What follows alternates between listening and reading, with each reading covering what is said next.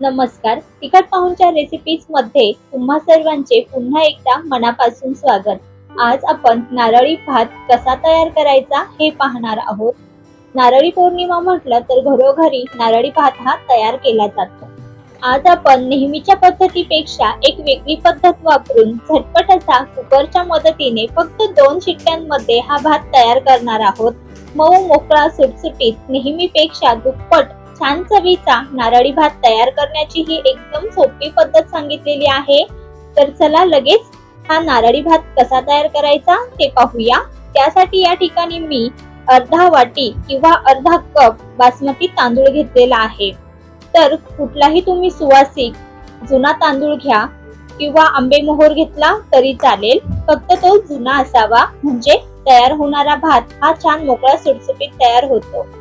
तर हे तांदूळ मी 2 ते 3 पाण्याने स्वच्छ धुवून चाळणीमध्ये बघा असे निथळत ठेवलेले आहे. त्यामुळे पाणी पूर्णपणे निथळून जाते आणि तांदूळ सुद्धा व्यवस्थित परतला जातो.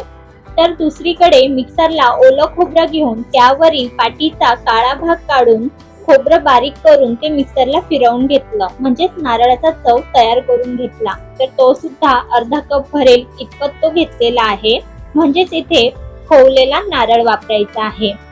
तसेच गोडीनुसार आवडीप्रमाणे पाव कप बारीक केलेला गूळ घेतला. फोडणीसाठी 2 हिरवी वेलची, 3 लवंग आणि 1 छोटा दालचिनीचा तुकडा घेतला. याऐवजी तुम्ही वेलची पावडर किंवा दालचिनी पावडर सुद्धा वापरू शकता. नारळी भाताला सुरेख रंग येण्यासाठी दुधामध्ये 3 ते 4 केसर भिजत ठेवले आहे. त्याचप्रमाणे तूप आणि काही ड्रायफ्रूट घेतले आहे. चला तर आता फोडणी कशी द्यायची ते बघूया. त्यासाठी गॅसवर मध्यम आचेवर कुकर गरम करत ठेवला होता. तर कुकर गरम झाल्यावर त्यामध्ये 2 चमचे साजूक तूप घातलं. तूप चांगलं गरम झालं की लगेच यामध्ये घेतलेली 2 हिरवी वेलची, 3 लवंग आणि 1 दालचिनीचा तुकडा घातला. मध्यम आचेवर हलकसं परतून घेतलं. त्याचबरोबर घेतलेले काजूचे तुकडे तुपामध्ये थोडेसे फ्राय करून घ्यायचे आहे. तर हलक्याशा गुलाबी रंगावर हे मी परतून घेतले. त्यानंतर लगेच यामध्ये मनुके घातले. तुम्ही आवडीनुसार यामध्ये ड्रायफ्रूट ऍड करू शकता. तर मनुके घातल्यानंतर गॅस बारीक करायचा आणि मनुके छान फुलेपर्यंत परतून घ्यायचे. तर बघा छान टम्म फुललेले आहे. आता यामध्ये चाळणीत ठेवलेला तांदूळ घालायचा. तांदूळ सुद्धा तयार फोडणीमध्ये चांगला मिनिटभर परतून घ्यायचा. तांदूळ असा तुपामध्ये छान फ्राय करून घेतला की तो मस्त मोकळा सुटसुटीत होतो आणि चवीला सुद्धा छान लागतो.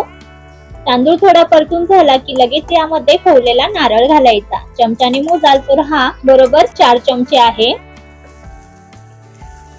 तर आता हे तांदळामध्ये छान मिक्स करून थोडंसं परतून घ्यायचं, म्हणजे नारळाचा कच्चापणा थोडासा नाहीसा होतो आणि तांदळामध्ये नारळाचा चव हा छान मुरला जातो आणि चव सुद्धा दुप्पट वाढते. तर बघा मिनिटभर हे मी छान एकजीव करून घेतलं.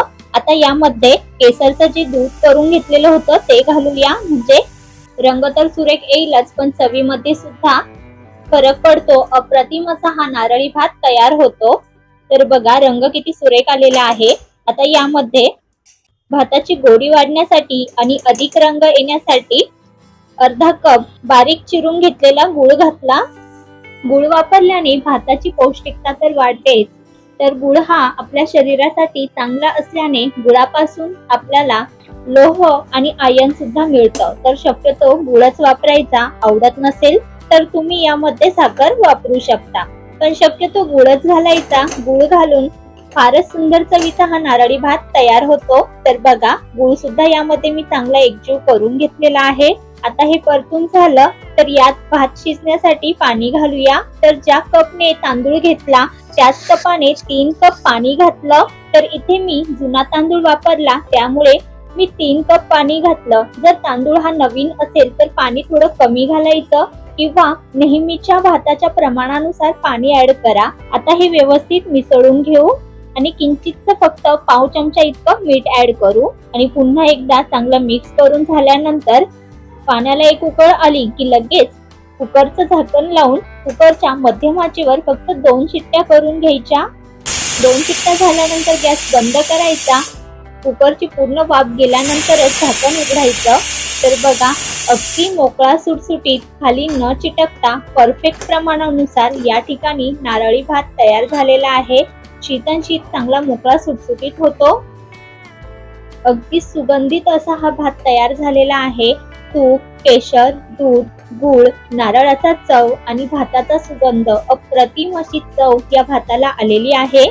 भात सुद्धा परफेक्ट शिजलेला आहे आणि कुकर मध्ये केलेला आहे, त्यामुळे अगदी झटपट हा तयार झालेला आहे. तर बघा, रंग देखील सुरेख आलेला आहे. तर गरमागरम हा प्लेट मध्ये सर्व करूया. वरतून मस्त नारळाचा चव घालूया.